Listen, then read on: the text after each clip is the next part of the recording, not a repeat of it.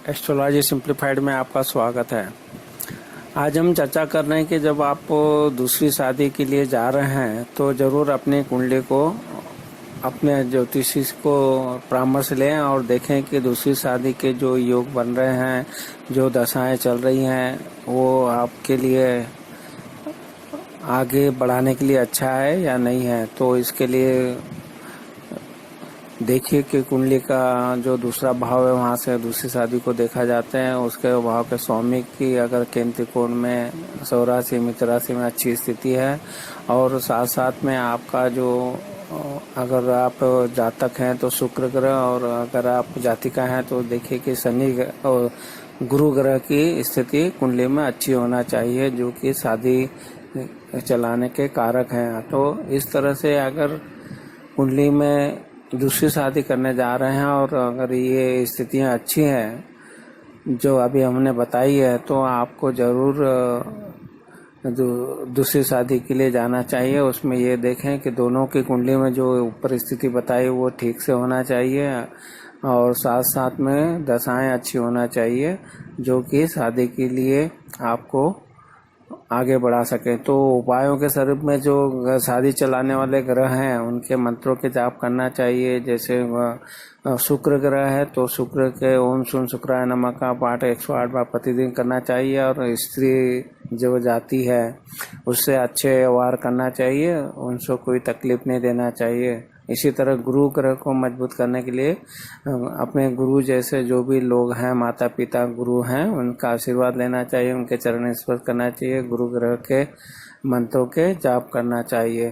तो अगर ये दोनों ग्रह को आप एस्ट्रोलॉजिकली उनके उपाय करते रहते हैं तो ये मजबूत होते रहेंगे, और जो भी दशाएं अंतर दशाएं योग कारक अगर आपकी कुंडली में दोनों में चल रही है तो आप अपनी जो दूसरी शादी को अच्छी तरह से निभा सकते हैं। और जो ग्रह आपको पहली शादी में रुकावट प्रॉब्लम क्रिएट किए थे, उनके अगर मंत्रों के भी जाप करें, जो विच्छेदात्मक ग्रह जो आपके सप्तम भाव स्वामी को परेशान कर रहे हैं, तो जो भी ग्रह है, राहु है, केतु है, शनि है, सूर्य है, मंगल है, अगर ऐसी स्थितियां हैं तो वो जो भी ग्रह हैं उनके भी आपको नियमित रूप से उनके प्रभाव को कम करने के लिए उनके मंत्रों के जाप करना चाहिए।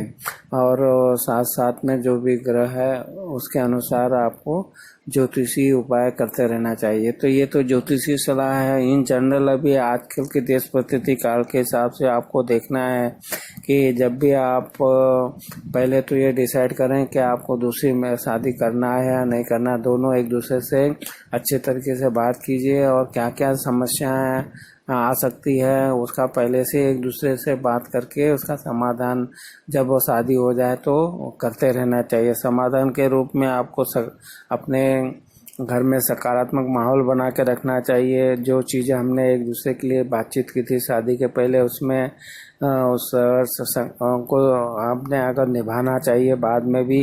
और जो भी सेक्सुअल भावनाएं आदि है उसका भी सकारात्मक सोच से ही आगे बढ़ना चाहिए, और दोनों में इसमें विवाद नहीं होना चाहिए। एक दूसरे के हर एक में कमजोरियां हैं और रहती है, कोई सकारात्मक चीज़ें भी रहती है, तो आप उन सब को सहज रूप से तैयार रहिए। एक दूसरे की भावनाओं को समझिए, मानसिक तौर पर तैयार रहिए। कमजोरियों को उनके पॉजिटिव जो भी एक दूसरे में सकारात्मक चीज़ें उसको बढ़ावा दीजिए, और एक दूसरे का सम्मान कीजिए, एक दूसरे का सहारा बने, और जो भी जिम्मेदारियां हैं मिलकर निभाने की कोशिश करें, जिससे कि आपकी समस्या तनाव आदि न उत्पन्न हो सके। और हर एक दिन आपको छोटी छोटी अच्छी चीज़ों के लिए, और जो भी अपने जीवन में बाद में आपका चले उसमें जो सकारात्मक चीज़ें आपके उसमें अच्छी रही है तो उसको याद रखिए। जब भी ऐसी मुसीबत की समय आए जिसमें क्लेश हो, एक दूसरे के अहंकार अगर आड़े आ रहे हैं तो उसको अहंकारी न मत बनिए। एक दूसरे को क्षमा कीजिए, और साथ साथ में एक दूसरे के झुकने की भी आदत बनाइए, जिससे कि आप एक दूसरे को समझ सकें। कुछ ग्रह हैं जो कि आपको गोचर में या अंतरदशाओं में कुछ न कुछ प्रॉब्लम क्रिएट करेंगे, तो आपको जैसे राहु ब्रह्म की स्थिति पैदा करेगा, शनि एक क्लेश करवाएगा, सूर्य ग्रह आपको अहंकार लाएगा। तो इस तरह के जो ग्रहों के अगर गोचर और उसमें परिस्थितियां आ रही हैं, तो आपको उनके उपाय करने के साथ साथ में एक दूसरे को समझना चाहिए कि ये ग्रहों के कारण उत्पन्न हो रहा है, और एक दूसरे की बातों को समझे, एक दूसरे को समय दे, एक दूसरे में विश्वास पैदा करें, भरोसा पैदा करें, तो ही ये शादी चल सकती है। और दोनों परिवार के जो भी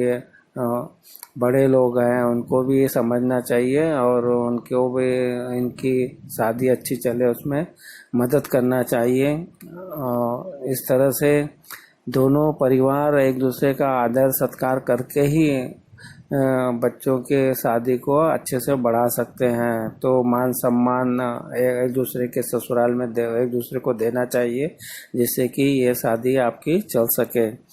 और इसमें जो भी दृष्टिकोण होगा तेरा मेरा तो होना ही नहीं चाहिए, एक दूसरे का हम ये सब चीज़ें हमारी है, हमें उसका एक दूसरे को उसमें तेरा मेरा नहीं लाना चाहिए। तो आजकल के जो माहौल है इसमें आप देख सकते हैं कि हर कोई अपनी महत्वाकांक्षाएं रखता है, और एक दूसरे की महत्वाकांक्षा को जब जान के उनको पूरे करने की कोशिश करना चाहिए, एक दूसरे को उसमें सहयोग देना चाहिए। तो आज के देश परिस्थिति काल के हिसाब से आप दोनों सक्षम हैं, और सक्षम पढ़ाई लिखाई में अच्छे हैं, नौकरियों में अच्छे हैं, तो इन सब चीज़ों का अगर आप अपने जीवन में ध्यान रखेंगे, और तो आपका दूसरा ब्याह भी बहुत ही अच्छे तरीके से चल सकता है। कि आपने देखें कई हमारे ऐसे फेमस लोग हैं जिनकी दूसरी शादी अच्छे से चल रही है।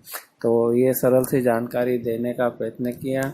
अगर आपको हमारे वीडियो पसंद आ रहे हो तो ज़रूर हमारे वीडियो को लाइक कीजिए, शेयर कीजिए, और साथ साथ में हमारे वीडियो को देखने और लाइक करने के लिए, शेयर करने के लिए आपका बहुत बहुत धन्यवाद।